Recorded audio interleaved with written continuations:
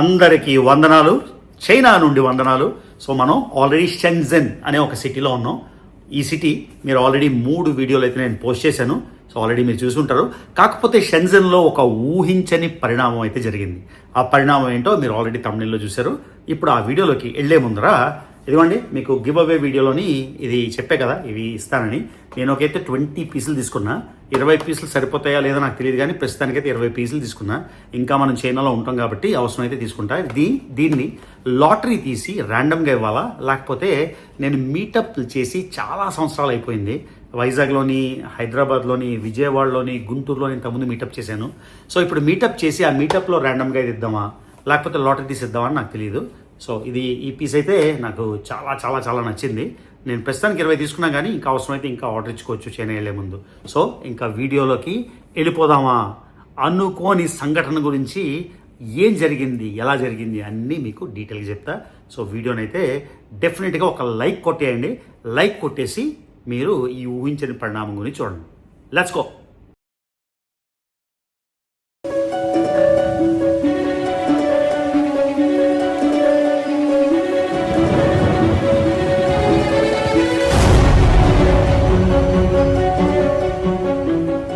అసలు ఏం జరిగింది, ఎలా జరిగింది, ఏంటి విషయం అని అనుకుంటే, అసలు సిసలైన ప్రపంచ యాత్రికుడు అంటే రవి తెలుగు ట్రావెలరు. ప్రపంచ యాత్రికుడు అంటూ ఒక ఛానల్ని నడుపుతున్న నా అన్వేష్, ఓకే, ఆయన్ని కలవడం జరిగింది షెన్జెన్లో. సో ఇది ఎలా అంటే, అసలు మనం ప్లాన్ చేసుకొని ఫాలో అయ్యి అది అలా జరగదు, అన్ప్లాన్డ్ ఈవెంట్. నేను ఎప్పుడైతే హాంకాంగ్ వచ్చానో, హాంకాంగ్లో వచ్చినప్పుడే నాకు అర్థమైపోయింది ఈయన షెన్జెన్లో ఉన్నాడని. సో ఈయన కలడానికి అయితే నేను షెన్జెన్ రాలే, నా ముందే ప్లాన్ ఉంది. షెన్జెన్ నేను లాస్ట్ టైము కవర్ చేసిన 7 సిటీలో షెన్జెన్ లేదని, సో షెన్జెన్ వచ్చేసాను.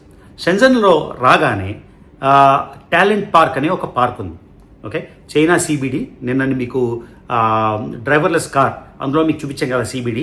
ఆ సిబిడికి కొంచెం ముందరలాగానే ఇన్నో 100 అని రోబోటిక్ సెంటర్ ఉంటుంది. ఆ రోబోటిక్ సెంటర్ ముందు టాలెంట్ పార్క్ అని ఉంది. ఆ టాలెంట్ పార్క్లో వీడిని నేను చూసిన వెంటనే నా ఫస్ట్ ఫీలింగ్ ఏంటి తెలుసా, ఎప్పటి నుంచో వీడు ఆగర్భశత్రువు అంటే ఆగర్భశత్రువు. ఎందుకు ఆగర్భశత్రువు అంటే, కేవలం వ్యూస్ కోసం వాడు ఒప్పుకున్న విధానం, పర్సనల్గా ప్రైవేట్గా కూడా కేవలం వ్యూస్ కోసమే మా ఇంట్లో వాళ్ళని, మా అమ్మని కానీ, మా కూతుర్ని కానీ, నా వైఫ్ని కానీ అబ్యూస్ చేసి, మా నాన్నని, ఆఖరికి నా సింబాని కూడా అబ్యూస్ చేశాడని, నన్ను ఫిజికల్గా అబ్యూస్ చేసి, మెంటల్గా అబ్యూస్ చేసి, చెయ్యాల్సినవన్నీ అన్నీ చేశాడు కదా. వీడిని చూడగానే నా ఫస్ట్ రియాక్షన్ ఏంటి అని నేను అనుకున్నా.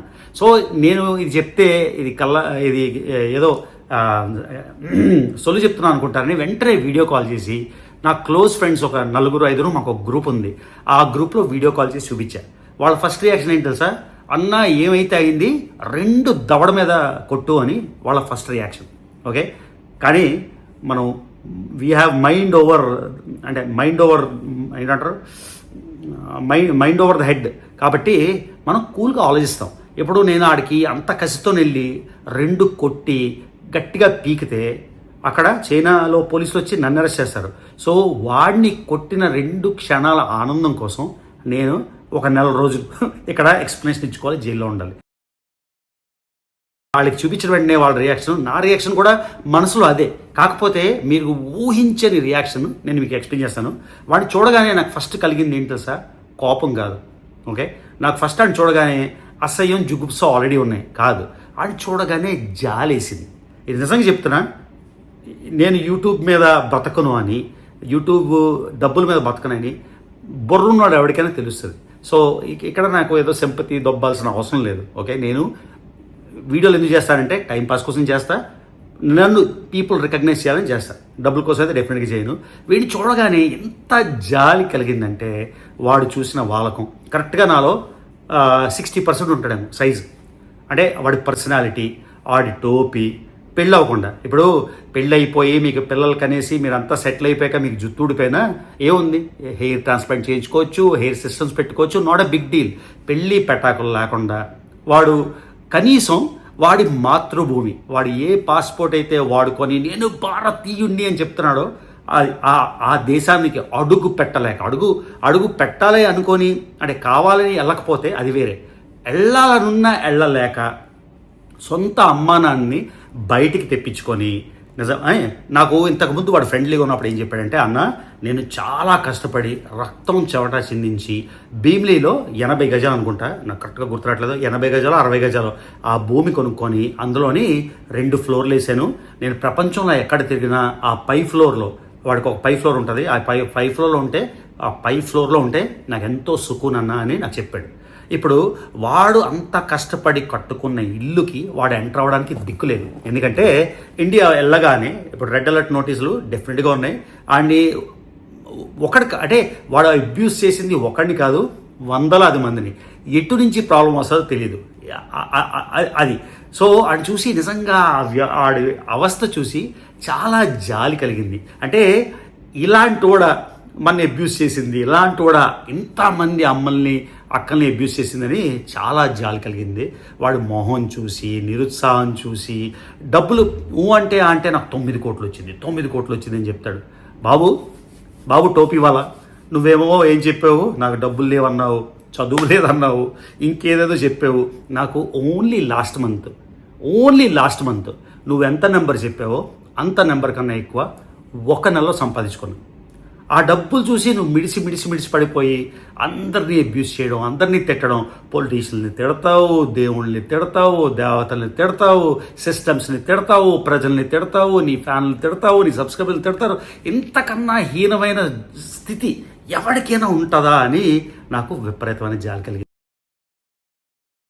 సో నేను వాడిని ఒక ఇంచుమించుగా 4-5 నిమిషాలు చూశాను. ఆ టాలెంట్ పార్క్ అనేది మేము మీకు నెక్స్ట్ వీడియో చేసి చూపిస్తాను కరెక్ట్గా ఎక్కడ అని. అంత పెద్ద పార్క్లో వాడు ఒక మూల అక్కడ టెంట్స్ లాగా, వైట్ టెంట్స్ లాగా ఉన్నాయి. అక్కడ వాడు ఏదో చేసుకుంటున్నాడు. వాడు నన్ను చూసాడో లేదో నాకు తెలియదు. నేనైతే 3 to 4 minutes అయితే డెఫినెట్గా చూసా. మా ఫ్రెండ్స్కి వీడియో కాల్ కూడా చేశాను. సో ఇంత నీచమైన నికృష్టమైన బ్రతుకు. ఓకే, 9 కోట్లు ఉన్నాయి, సరే 9 కోట్లు బ్యాంకులో వేసుకున్నా నెలకి 9,90,000 ఏదో వాటెవర్ వస్తుంది వేసుకున్నా. నీ ఇంటికి నువ్వు వెళ్ళలేవు, నీకు ఒక సాధారణచారం లేదు. నువ్వు నన్ను బ్యాచ్లు పెట్టుకొని, పెయిడ్ బ్యాచ్లు పెట్టుకొని, అందరి చేత ట్రోల్ చేయించి, డబ్బులు ఇప్పించి ట్రోల్ చేయించి, మా ఇంటికి MVP ఇంటి దగ్గరికి వెళ్ళి ట్రోల్ చేయించి అన్నీ చేసావు. ఓకే, ఇంతకీ నువ్వేం సాధించావు దాంతో? నా లైఫ్లో ఏమైనా తేడా వచ్చిందా? నా కంట్రీస్ 186 దగ్గరే నువ్వు ఆపేయాలని నువ్వు నీ బ్యాచ్ చాలా ట్రై చేశారు. 190 కంప్లీట్ చేశానా లేదా? ఫైనాన్షియల్గా నేను స్టేబులా కాదా? ఎడ్యుకేషనల్గా స్టేబులా కాదా? ఫ్యామిలీ లైఫ్ స్టేబులా కాదా? కానీ నువ్వేం సాధించావు చెప్పు. నీ 9 కోట్లు సంపాదించానని చెప్పడం స్టేట్మెంట్ కాకుండా నువ్వు ఏం సాధించగలిగావు? నువ్వు నీ మదర్ ల్యాండ్కి ఎంటర్ అవ్వగలుగుతున్నావా? నీ ఊరు నువ్వు ఎంటర్ అవ్వగలుగుతున్నావా? మీ అమ్మ నాన్న చూడడానికి నువ్వు వెళ్ళగలుగుతున్నావా? నీకు అంత ధైర్యం ఉందా? నువ్వు నన్ను అదే ఛాలెంజ్ చేసావు, రే దమ్ముంటే ఇండియా రారా, తెలంగాణ రారా, ఆంధ్ర రారా. 22 సార్లు నీ ఛాలెంజ్ అయ్యి వచ్చాను. ఇప్పుడు మీటప్ కూడా పెడతాను, చూస్తాం ఎవరు ఏం చేస్తారో, ఏం చేయగలుగుతారో డెఫినెట్గా చూస్తాం. ఈ పాయింట్ అలా పెడితే, సో ఈ పాయింట్ పక్కన పెడేస్తే, నువ్వందరికీ నాకు ఇప్పటికీ ఒక 5 మెసేజ్, అంటే 5 డిఫరెంట్ ఇన్స్టెన్స్లో చెప్పారు నువ్వు కథలు మింగుతున్నావు అంట. కథలు ఏమని మింగుతున్నావు? నేను నీతో కాంటాక్ట్ చేసుకోవడానికి ట్రై చేస్తున్నానని. నేను నీతో కాంటాక్ట్ చేయడానికి ట్రై చేస్తానని ఎలా చెప్పావు? నువ్వు ఎవరెవరికి చెప్పావో నీకు తెలుసు. ఈ ఇన్ఫర్మేషన్ అథెంటిక్గా కాదా నీకు తెలుసు. దీని గురించి నా మీద వీడియో చేస్తా అంటే చేసుకో. నువ్వు ఆల్రెడీ చాలా వీడియోలు చేసావు నా మీద. నువ్వంటే ఎవడో తెలియనప్పుడు కూడా, ఫర్ ఎగ్జాంపుల్ మనకున్న కామన్ ఫ్రెండ్స్ వాళ్ళే ఏం చెప్పారు, రవి గారు మీ వీడియో చూసి ఆడు నాకు పరిచయం అయ్యాడు, ఆ విధంగానే మిమ్మల్ని కలిసామని చెప్పారు. అలాగే డిఫరెంట్ పీపుల్కి నువ్వు చెప్తున్నావు అంట, నేనేదో నీతో ప్యాచప్ చేసుకోవడానికి ట్రై చేస్తానని. నీలో ఏముందిరా నేను ప్యాచప్ చేసుకోవడానికి? నువ్వు 2022 జూన్ జూలైలో నువ్వు నా మీద విస్తృతమైన కాంట్రవర్సీ చేసినప్పుడు నేను మెంటల్గా చాలా డిస్టర్బ్ అయిపోయాను. ఎందుకంటే ఎవడో వచ్చి మన మీద ఇలాగ నెగిటివ్ వీడియోలు చేస్తారని, చదువు సంధ్య లేని వాళ్ళు వచ్చి రాత్రి పగలు ట్రోల్ చేస్తారని ఊహించలే. ఆ ఊహించలేని పరిణామంలో అప్పుడు నువ్వు సడన్గా వైరల్ అయిపోయి మిలియన్స్ అండ్ మిలియన్స్ వ్యూస్. అంటే నువ్వు నీ లైఫ్లో హయ్యెస్ట్ స్టేటస్లో అప్పుడు ఉన్నావు, నా లైఫ్లో నేను లోయెస్ట్ స్టేటస్లో ఉన్నా. అప్పుడే నేను నీతో రాజీ చేసుకోవడానికి ప్రయత్నించలే. భయ్యా సన్నీ యాదవ్ మీద నువ్వు కాంట్రవర్సీలు చేసినప్పుడు నువ్వే ఒక మధ్యవర్తిని పంపించావు. ఏమనంటే అయిపోయింది, ఏదో అయిపోయింది, మీ ఇద్దరు ఒక ఊరోళ్ళు, మీ ఇద్దరిది ఉత్తరాంధ్ర, మీ ఇద్దరి యాస ఒకలా ఉంటుంది, మీ ఇద్దరు ఒక తెలిసిన వాళ్ళు, పాత మిత్రులు, కాబట్టి మీ ఇద్దరు కాంప్రమైజ్ చేసేసుకొని ఇద్దరూ కలిసి భయ్యా సన్నీ యాదవ్ మీద పోరాడండి అంటే ఏదైనా చేస్తాం. కానీ ఆ టోపీగాడ్ లాంటి దౌర్భాగ్యుడు ఇన్సైడ్ అవుట్ ఆడి గురించి నాకు తెలుసు కాబట్టి ఆడిని నేను సపోర్ట్ చేస్తాను ఎలా అనుకున్నాను నేను రివర్స్ మెసేజ్ పంపించాను. ఇది తప్ప కాదా? ఈ మెసేజ్ కూడా నాకు వేరే వాళ్ళ ద్వారా వచ్చింది కాబట్టి వాళ్ళ ద్వారా కూడా వాయిస్ స్టేట్మెంట్ ఇప్పించమంటే ఇప్పిస్తా, నువ్వు నన్ను రీచ్ అవ్వడానికి ట్రై చేసావని. అలానే నీకు సపోర్ట్గా ఎన్నో ఛానల్స్ అప్పుడు నడిచేవి, అలాగే ఒక ఫారెన్లో ఉండే ఒక ఛానల్లో వాళ్ళు నేను పూర్తిగా సపోర్ట్ చేస్తూ నన్ను పూర్తిగా అపోజ్ చేస్తూ నేను అక్కడ మాట్లాడుతున్నప్పుడు కూడా నువ్వు వచ్చి ఆడిని కలపండి నేను ఆడితో మాట్లాడుతాను ఒకసారి అంటే నేనేమన్నాను, నేను ఎంత పరిస్థితిలో ఉన్నా నీలాంటి దౌర్భాగ్యుడితోని నేను మాట్లాడని వాకౌట్ చేశాను. ఈ 2 ఇన్సిడెంట్స్లో నీకు గుర్తు ఉండాలి. అంత బ్యాడ్ సిచ్యువేషన్లో నేను ఉన్నప్పుడే నేను నిన్ను కలవనప్పుడు ఇప్పుడు నేను నిన్ను కలుస్తాను లేకపోతే నేను అటెంప్ట్ చేస్తాను నేను ఎలాగనుకుంటున్నారా? ఓకే, సో నువ్వు చాలా పెథలాజికల్ లయర్ అని తెలుసు, నువ్వు కళ్ళబొల్లి మాటలు చెప్తావు అని తెలుసు, నువ్వు నీ సబ్స్క్రైబర్స్కి ఏమని చెప్తావు, నీకు మాస్టర్స్ ఇన్ కంప్యూటర్ సైన్స్ ఉందన్నావు. నీకు కంప్యూటర్ సైన్స్ కాదు కదా, నీకు కనీసం మాస్టర్స్ డిగ్రీయే లేదు. ఓకే, నువ్వేమో పైసా తీసుకోను ప్రమోషన్ చేయడం అంటావు, కానీ ₹1,00,00,000 అంటార్టికా పేరుతోని మింగేసావు, అది అయిపోయింది. సబ్స్క్రైబర్స్ వాళ్ళు నచ్చిచ్చారు కాబట్టి ఇట్స్ ఓకే. అలానే మనుషులు ఏం చేస్తారు అన్నది వాళ్ళ ఉద్దేశం, సో అది పక్కన పెట్టేస్తాం. తర్వాత నువ్వు చెప్తావు ఎవరి ఇంట్లో నేను ఓన్లీ హోటల్స్లో ఉంటానని, అది అబద్ధం. ఇంట్లో ఉన్నావో, ఎన్ని దేశాల్లో ఉన్నావో, మలేషియాలో ఎక్కడ ఉన్నావో లేకపోతే ఇంకో దేశంలో ఎక్కడ ఉన్నావో, ఎవరెవరి ఇంట్లో నువ్వు ఉన్నావో నీకు తెలుసు. పోనీ 1 రోజు 2 రోజులు ఉన్నావా అంటే ఎన్ని రోజులు ఉన్నావో కూడా నీకు తెలుసు. సో నువ్వు చెప్పేవన్నీ అబద్ధాలే. నీ నోటితోనే నువ్వు ఒప్పుకున్నావు, కేవలం డబ్బుల కోసం నువ్వు కాంట్రవర్సీ చేశానని. ఎప్పటిదాకా నేను 186 దేశాలు తిరగలేదని నీకు ప్రూఫ్స్ ఉన్నాయన్నావు. 2022 జూన్కి నేను 186 తిరగలేదని ప్రూఫ్స్ ఇంకా నేను ఎదురు చూస్తున్నా. నీలాగా నీ మాటలు నమ్మి ఎంతోమంది ఏమీ తెలియని వాళ్ళకి మైండ్ సెట్ లేకనో, చదువు లేకనో, లేకపోతే క్లోజ్ మైండ్ సెట్ ఉన్నవాళ్ళు నీ మాటలు నమ్మేశారు. వాళ్ళు కూడా నన్ను ఇప్పటికీ అడుగుతారు, నువ్వు ట్రావెలర్వా, ఎర్రుహుక్ ట్రావెలరా లేకపోతే ఫేక్ ట్రావెలరా అని. ఎవడైనా సరే నాకంటే ఎక్కువ తిరిగినట్టు తెలుగు జాతి మొత్తంలో నేను మొత్తం సరెండర్ చేసేయడానికి రెడీగా ఉన్నా. ఈ ఫేకులు చేసేవు, నేను తెలంగాణ వాళ్ళని తిట్టానన్నావు, పోలీసులు తిట్టానన్నావు, యేసుక్రీస్తుని తిట్టానన్నావు, ఇంకేదో తిట్టానన్నావు, సీతం చేశానన్నావు, నన్ను ఏవేవైతే ఎలిగేషన్ చేసావో ఆ ప్రతి ఎలిగేషన్తో అంతటికన్నా నాకు తెలిసి ఎవడైనా వీపీ ఆడంటే అది నువ్వు. నీలాంటి వీపీ గాడు నేను ఎందుకు కలదాం అని చూస్తాను రా. కానీ విధి చేసిన వింత ఆటలాగా నేను నిన్ను జీవితంలో కలుస్తాను అనుకోలే. నువ్వు నాతో ఫ్రెండ్లీగా ఉన్నప్పుడు కూడా నువ్వు నన్ను అడిగావు, అప్పుడు నువ్వు ఆల్ ఇండియా టూర్ చేసి అన్నా నువ్వు నన్ను కలుస్తావా అని. లేదురా నాకు కలవడం అవదు అని చెప్పి నేను అప్పుడు కూడా కలవలే. అలాంటిది అనుకోకుండా చైనాలో నిన్ను ఇలా కలవాల్సి వస్తుందని, నిన్ను చూడాల్సి వస్తుందని నేను కలలో కూడా అనుకోలే. కానీ ఇది చూశాక నువ్వంటే నిజంగా చెప్తున్నా, మళ్ళీ రీట్రేట్ చేస్తున్నా, చాలా జాలి కలిగింది. ఏం బతుకురా నాయన ఇది నిజంగా. 9 కోట్లు పెట్టుకొని ఏం చేస్తావురా? ఆ 9 కోట్లు ఈ రోజులో 9 కోట్లు పెద్ద అమౌంటే. 9 కోట్లుండి కూడా నీ ఇంటికి నువ్వు వెళ్ళలేవు, 9 కోట్లుండి కూడా నీ ఊరికి నువ్వు వెళ్ళలేవు, 9 కోట్లుండి కూడా నీ దేశానికి నువ్వు అడుగు పెట్టలేవు. దేనికి 9 కోట్లు చెప్పు? నేను చాలా లోలో ఉన్నప్పుడు జూన్ 2022లో నువ్వు ఒక 100 మంది నా మీద పడిపోయినప్పుడు కూడా ఎంత బ్యాడ్ మెంటల్ స్టేట్లో కూడా నా భార్యతో కూర్చొని ఒక సినిమా చూసుకుంటే ఆ రిలీఫే వేరు. నా ఇంకా ట్రబుల్ ఉంటే నా కూతురుతో కలిసి ఒక వర్డ్ గేమ్ ఆడుకొని ఒక స్క్రాబుల్ ఆడుకుంటే ఆ రిలీఫే వేరు. మా సింబగాడిని వాక్ తీసుకెళ్తే ఆ రిలీఫే వేరు. నీకేముందిరా చెప్పు? నీకేముంది? నీకు ఒక పిల్ల ఉందా? నీకు టెంపరీ టెండర్లో పట్టుకున్న గర్ల్ ఫ్రెండ్స్ తప్ప నీకు ఎవరైనా ఉన్నారా? అసలు ఏముంది? దీనితో మాత్రమే జాలి కలిగింది. ఆ తర్వాత మోస్ట్ ఇంపార్టెంట్ ఫ్యాక్టర్ ఒక పాయింట్ చెప్తాను. వాడు నా మైండ్లోని అట్లీస్ట్ 0.00001% స్పేస్ అయితే ఎప్పుడో ఆక్యుపై చేసి ఉంటాడు. ఏది చేసినా నాకెందుకు ఇలా జరిగింది, నాకెందుకు ఇలా ఒక 100 మందో 200 మందో ఇంత విస్తృతంగా నా మీద ఎందుకు ఇలా చేశారు అన్న ఫీలింగ్ నాకు ఎప్పుడు పోదు. మొన్న కూడా ఒక యూకే ఆయన నాతో పాడ్కాస్ట్ చేసినప్పుడు కూడా ఆయన కూడా ఏదో పెద్ద రెవల్యూషన్లా చెప్పాడు. ఇది నేనే చెప్తున్నా ప్రతిసారి. ఓకే, వాడి మీద ఉన్న కక్షను వాడు నాకు చేసిన దాన్ని జీవితంలో మర్చిపోతే మనం పూర్తిగా హిస్టరీని మర్చిపోయినట్టు ఒక లెసన్ని పక్కన పడేసిన అంటే డెఫినెట్గా ముమ్మాటికి ఆ దేవుడైనా నేను క్షమించవచ్చు, కానీ నా వైపు నుంచి నా ఫ్యామిలీ మెంబర్స్ నుంచి డెఫినెట్గా రాదు. ఒకసారి ఎప్పుడో నేను స్వాతితో మా ఆవిడతో మాట్లాడుతుంటే అంది, అలాంటోడిని మీరు ఎవడైనా క్షమిస్తాడండి అని ఆవిడంది. నాకన్నా కూడా నువ్వు తల్లి తల్లి తల్లి వదినమ్మ అని తిరిగి ఆవిడనే అంత ఘోరమైన బూతులు మాట్లాడావు కదా, ఆవిడ క్షమించదు. సో మా వైపు నుంచి ఎటువంటి క్షమాపణ, ఎటువంటి ఇది లేదు. కానీ జాలి అన్నది మాత్రం ఒక ఒక తిండి లేక ఒక అవిటివాడు రోడ్డు మీద అలమటిస్తుంటే మనవాడి జీవితం బాగు చేయదు, కానీ చూడగానే అయ్యా ఇంత జాలి అని కలుగుతుంది. అదే జాలి నిన్ను చూసి కలిగిందిరా. ఓకే, కానీ మా వైపు నుంచి, నా వైపు నుంచి ఎంత ట్రై చేయాలో అంత ట్రై చేస్తూనే ఉన్నా. ఎవరెవరినో కలిసి ఏదేదో చేసి లీగల్గా నీ చేత భారతదేశంలో పనిష్మెంట్ లీగల్గా అండర్లైన్ చేసుకోండి, కొటేషన్లో పెట్టండి, లీగల్గా నువ్వు అనుభవించాలన్నది నా కోరిక.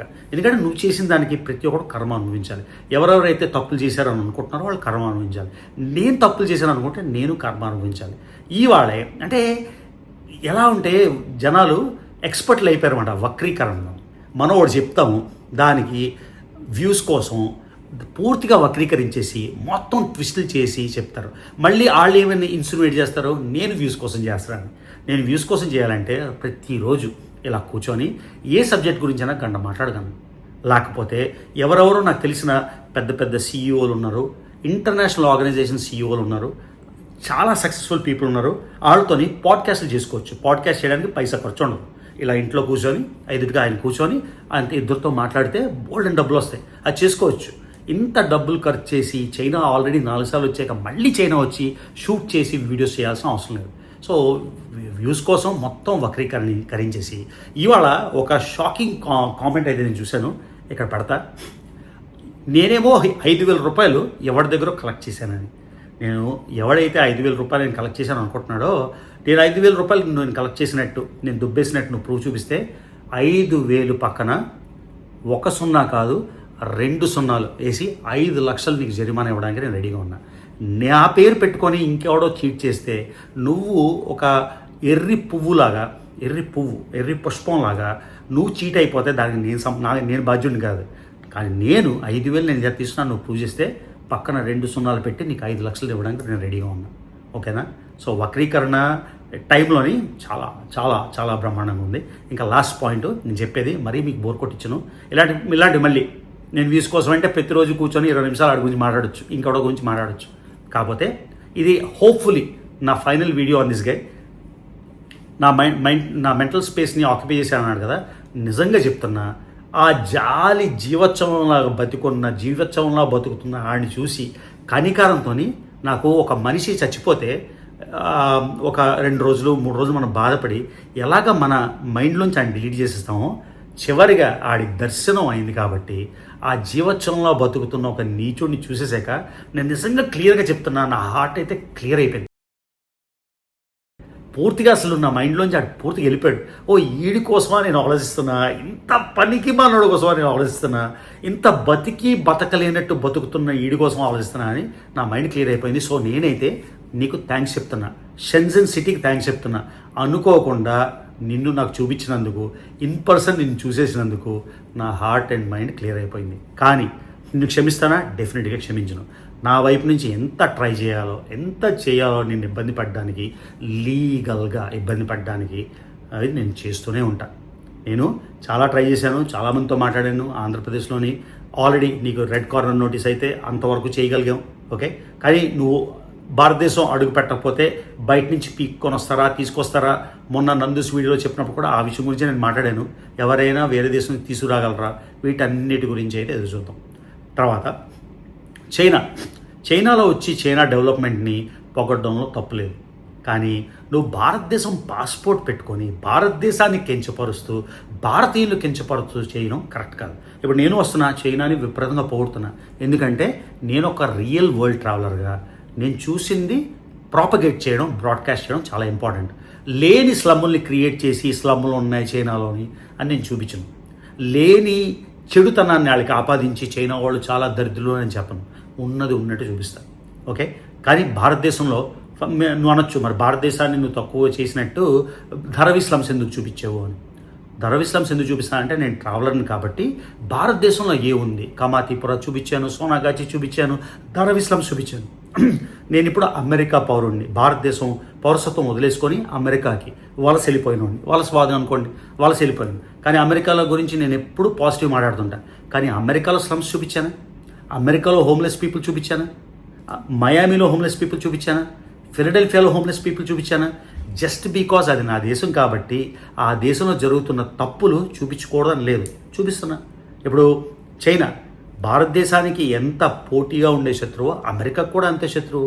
నా రెండు కళ్ళు భారతదేశం, అమెరికా రెండింటికి శత్రువు. కానీ ఇక్కడ డెవలప్మెంట్ ఉంటే డెవలప్మెంట్ లేదని నేను చెప్పను కదా, స్లమ్ములు లేని సృష్టించి స్లమ్ములు ఉన్నాయని చెప్పలేను కదా. ఆఫ్ కోర్స్ 100% ఆఫ్ చైనా అలా ఉంటుందా? ఉండదు. 100% ఆఫ్ అమెరికా అలా ఉంటుందా? ఉండదు. దీని గురించి యాక్చువల్లీ వేరే వీడియో చేస్తాను, ఇది మిక్స్ చేసే అనలేదు. సో మొత్తానికి బాబు అన్వేష్, నీ పేరు మొదటిసారి బూత్ మెడతా లేకపోతే టోపీగాడు, ఉమెన్ అబ్యూజర్ అనుకుంటా అని చెప్తున్నా. నిన్నైతే చూసి, నీ బ్రతుకు చూసి నిజంగా కనికారం వేసింది, జాలేసింది. కాబట్టి నువ్వు నాకు చాలా పెద్ద ఫేవర్ చేసావు, నువ్వు నాకు కనబడి. నేనైతే నిన్ను నా మైండ్లోంచి డిలీట్ చేసేస్తున్నా. కానీ నువ్వు చేసిన యాంటీక్స్, నువ్వు చేసిన అబ్యూజ్, నువ్వు చెప్పిన ప్రతి అబద్ధం నేనైతే మర్చిపోలేదు. కాబట్టి మళ్ళీ నొక్కి వక్కాణిస్తున్నా, లీగల్గా నీ మీద ఎలాంటి యాక్షన్ తీసుకోవాలి నా వైపు నుంచి నేను ట్రై చేస్తూనే ఉంటా. చూడండి, ఒసామా బిన్ లాడెన్ గారిని పట్టడానికి అమెరికా ప్రభుత్వానికి ఎన్నో సంవత్సరాలు పట్టింది. ఎంతోమంది క్రూక్స్ని పట్టడానికి చాలా టైం పడుతుంది. నీకు కూడా టైం వస్తుంది. ఆల్రెడీ నువ్వు చూసేసావు, హైలు చూసేసావు, లోలు చూసేసావు. ఇంకా అట్లీస్ట్ ఈ లెసన్ నుంచి చూసుకొని అనవసరంగా కళ్ళబొల్లి కబుర్లు చెప్పి, అబద్ధాలు చెప్పి అబ్యూజులు చేయడం మానే. నువ్వు చైనా బాగుంది అంటే చైనా బాగుంది కరెక్టే, కానీ చైనా బాగున్నప్పుడు నువ్వు వేరే దేశాన్ని, భారతదేశాన్ని తక్కువ చేసి మాత్రం చూపించు. ఓకేనా? భారతదేశంలో ఏదైనా జరిగితే ఇది జరుగుతుందని చెప్పు, చైనాలో జరుగుతుందని చెప్పు. అంతేగాని భారతీయుల్ని కించపరిచి, ఎస్పెషలీ నువ్వు భారతదేశం పాస్పోర్ట్తో తిరుగుతూ నీ ఐడెంటిటీ ఏంటి, నీ నేషనాలిటీ ఏంటి? నీ ఐడెంటిటీ ఇండియన్, నీ నేషనాలిటీ ఇండియన్. నువ్వు అంటావు భారతదేశంలోకి రాను, గాలి లేదు, ఊపిరాడదు, చచ్చిపోతాను. అన్నీ నువ్వు చేసినవి అందరికీ విదితమే. నేను ఏదైనా ఎక్స్ట్రా చెప్పాల్సిన అవసరం లేదు. సో ఇది గైస్, నేను కలిసింది ఆడిని ముమ్మాటికి సత్యం, ఆడిని చూసింది సత్యం. నేను వీడియో కాల్లో ఐదుగురు మా గ్రూప్లో 5గురికి చూపించాను, అది సత్యం. ఆడిని చూసి కనికారం, జాలి కలిగింది, అది కూడా సత్యం. ఓకేనా? సో మళ్ళీ ఇంకోసారి ఎక్కడెక్కడ మీటప్లు పెట్టాలో చెప్పండి, నేను కూడా చూస్తాను. నా వీడియోస్ మ్యాక్సిమం ఎక్కడికి రీచ్ అవుతున్నాయని. నా వీడియోస్ బేసిక్గా హైదరాబాద్ ఏరియా నుంచే 50% ప్లస్ చూస్తున్నాను కాబట్టి హైదరాబాద్లో మీటప్ కంపల్సరీ. సో మిగతా ఏ ఊర్లో పెట్టాలో ఇది నేను 20 పీసులు అయితే ఆర్డర్ ఇచ్చాం కదా, ఇంకెన్ని పీసులు ఆర్డర్ ఇవ్వాలో. అవసరమైతే మనం చైనా రెగ్యులర్గా వస్తుంటాం, జపాన్ రెగ్యులర్గా వస్తుంటాం. ఇంకో పాయింట్, జపాన్ సిరీస్ కోసం చాలామంది ఎదురు చూస్తున్నారు కదా, మీరేమి గాబరపడకండి. ఈ చైనా ఈ ట్రిప్ నేను చెండు వెళ్ళి పాండాస్ చూద్దాం అనుకుంటున్నాయో కొన్ని ఉన్నాయి. విలేజ్లు చాలామంది అడుగుతున్నారు కాబట్టి 600 ఒక చైనాలో ఒక విలేజ్కి, అంటే మోడల్ విలేజ్ కాదు, ఈ పార్టీ చూపిస్తున్న విలేజ్ కాదు, రియల్ విలేజ్కి వెళ్ళి అది చూపిస్తా. అది చూపించాక జపాన్ వెళ్ళి ఆ తర్వాత చూద్దాం భారతదేశం వీలైతే వచ్చి అక్కడ డెఫినెట్గా మీటప్లు అయితే చేద్దాం. ఈ వీడియో కింద గైస్ హోప్ఫుల్లీ మీరేమనుకుంటున్నారో ఈ వీడియో గురించి డెఫినెట్గా కామెంట్ పెట్టండి. మనకి ట్రోలర్స్ కొత్త కాదు, మనని అబ్యూస్ చేసేవాళ్ళు కొత్త కాదు, మనకి నెగిటివ్ కామెంట్లు పెట్టేవాళ్ళు కొత్త కాదు. ఇది చూసి మనం ఏమైనా చలితం అయిపోతామంటే 2022 జూన్ టైంలో నిజంగానే చలితం అయిపోయాను. ఇప్పుడు పీకిన ఫీలింగ్ కూడా లేదు. వీడియోలు చేసుకుంటారా, బీ మై గెస్ట్. నెగిటివ్ కామెంట్లు పెడతారా, be my guest. I don't have any issues. ఓకేనా? See you in the next video. China నుంచి బ్రహ్మాండమైన కాంటెంట్ మీ ముందుకి తీసుకొస్తాను. ఓకేనా?